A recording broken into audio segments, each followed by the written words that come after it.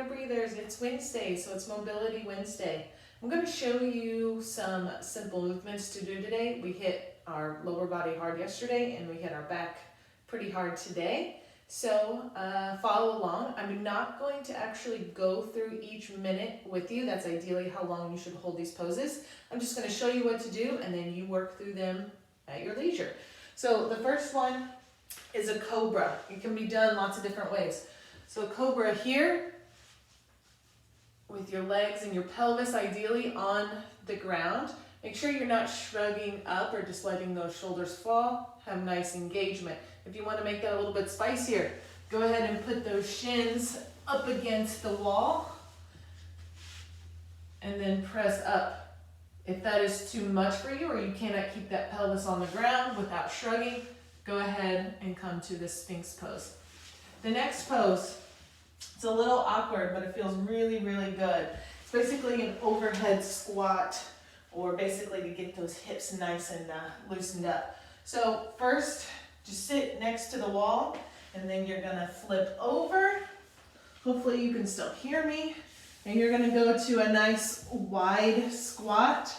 Good squat mechanics, whole foot on the ground, as low as possible, heels to your pelvis, knees out, and you're gonna put those hands overhead, making sure to make contact, wrist, elbow, shoulder, lower back, lumbar, that kind of stuff. You're gonna stay here for a minute.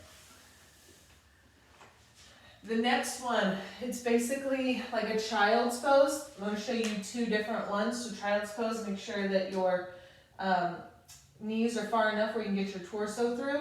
You're gonna reach through, root your hands in front, and then try to push those elbow pits to the ground.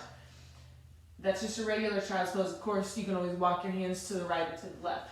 Today, I'm going to show you take one arm, stick it over, or excuse me, stick it under your other arm, and you can rotate up if you need, and you're basically going to be perpendicular, shoulders to the ground, or you can keep that shoulder pinned down if you need.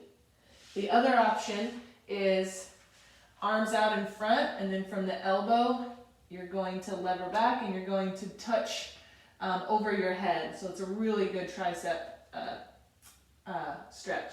So it looks like this.